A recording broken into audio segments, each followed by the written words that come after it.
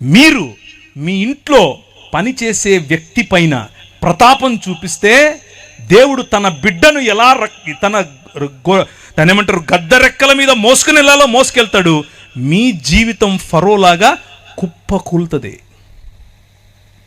మీ పొలంలో పనిచేసేవాడి మీద మీరు చూపించే దాన్ని ఏమంటారు మేకపోతు గాంభీర్యం మీ బతుకును నాశనం చేస్తుంది.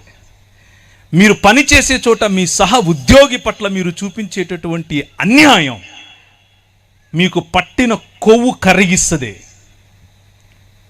మీ సహ దైవ దాసుల పట్ల మీకు లేని గౌరవం, మీ సంఘంలో మీరు దేవుడు మిమ్మల్ని నాయకులుగా చేశాడు కనుక పాస్టర్లుగా చేశాడు ఏమనుకోకుండా అన్న, నెక్స్ట్ టైం పిలవకపోయినా పనులా చెప్పేదే మీరు పాస్టర్లు అయినంత మాత్రాన సమాజంలో ఉన్న వారిని, సంఘంలోకి వచ్చే వారిని, వారి మీద అజమాయిషీ చేస్తే ఫరోకు పట్టిన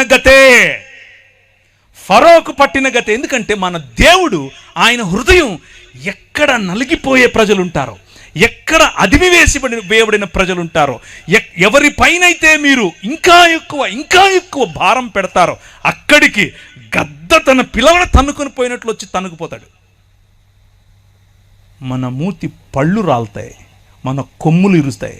10 రకాలైన దేవీ దేవతలను చూసుకుని నువ్వు ఎచ్చుకుపోతున్నావు కదా, నీ ఎచ్చులు ఎలా ఇంచాలో నాకు తెలుసు అని చెప్పి 10 రకాలైనటువంటి తెగుళ్ల ద్వారా వాడి నోరు మూసాడు.